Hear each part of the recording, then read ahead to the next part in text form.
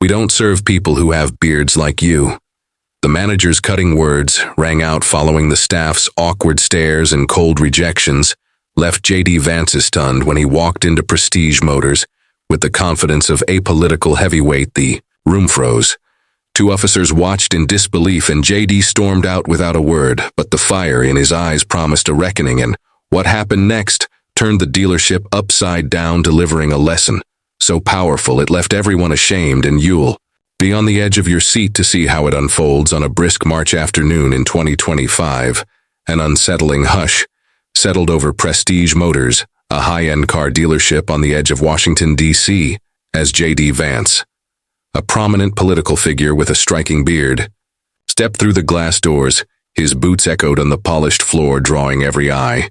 In the room, salesmen froze mid-pitch, their gazes shifting to him with awkward, almost hostile stares.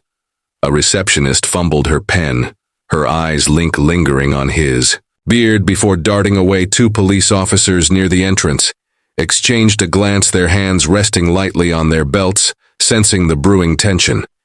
JD approached a salesman near a sleek black sedan, the man's name tag reading, "Mark." "Excuse me, JD," said his voice calm but firm. "Yes, sir, how may I help you?" Mark replied, but as his eyes met JD's and took in the beard, High's expression twisted into discomfort. "Sorry. I have to guide that other customer," Hess stammered, gesturing toward an empty corner before.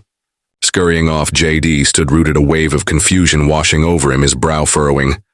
Why was this happening? Undeterred, JD turned to another salesman, Ethan, who was polishing a car's hood. "Hey, I need some help here," JD called, his tone edged with frustration. Ethan glanced up, but the moment he saw JD, his face mirrored Mark's unease. "Sorry, I've got something to handle," he muttered, his eyes flickering to JD's beard before he turned away. Leaving JD isolated once more, the room seemed to close in the silence, growing oppressive as staff avoided his gaze, their movements stiff and evasive. JD's frustration surged. He spotted the dealership manager, Evelyn Carter, across the showroom, her sharp silhouette disappearing into an office at the back. "Hey, manager," JD shouted, striding after her. "I need a word." Evelyn didn't pause, her heels clicking as she slipped through the door. JD followed, his pulse racing, and stepped into the office. Just as she turned, "Why isn't your staff dealing with me?" he demanded, his voice tight with anger. "I've been ignored by two salesmen. What's going on?" Evelyn's lips curled into a sneer, her eyes cold as she assessed him. JD braced for a reprimand, an apology, anything but. Instead, she brushed past him and flung open the office door. Everyone gather around," she barked. The staff shuffled into a semicircle near the office, their faces a mix of curiosity and dread. The police officers edged closer, their radios crackling faintly. Evelyn turned to her team, her voice laced with venom. "Tell this bearded guy why we don't serve him," she commanded. The room plunged into a suffocating silence, the weight of her words pressing down like a storm. Mark, the first salesman, broke the quiet, his voice quivering. "You want to know why we don't serve you?" he said, his eyes fixed on JD. Ethan stepped forward, his tone bolder. "Listen, we don't serve people who have beards like you." The staff joined in, their voices rising in a unified rejection. JD's breath caught the insult, striking like a blow. The officers tensed, their hands twitching toward their belts. The tension coiled tighter. JD's shock rooted him to the spot, his mind racing for a response, but instead of firing back, he turned on his heel, his face a mask of controlled fury, and walked out.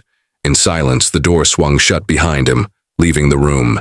In a stunned hush, Evelyn smirked, believing she'd won, while the staff exchanged uneasy glances. The officers shook their heads, muttering to each other as the dealership returned to its uneasy rhythm outside. JD slid into his car, his hands gripping the wheel, his mind churning with the humiliation he'd just endured. What happened next shocked everyone. Days later, a fleet of black SUVs roared up to Prestige Motors, their engines growling like a warning. Men in suits emerged, carrying legal documents, stamped with the seal of a major corporate entity. They stormed into the dealership, bypassing the stunned staff, and confronted Evelyn in her office by order of the board. One announced, his voice icy, "This dealership's parent company has been acquired. You're relieved." Of your duties effect immediately. Evelyn's face drained of color. Her protests drowned out as security, escorted her out, her belongings dumped into a box. The staff gaped as the news spread. JD Vance leveraging his political connections and a seat investment. Strategy had orchestrated a hostile takeover of the entire chain.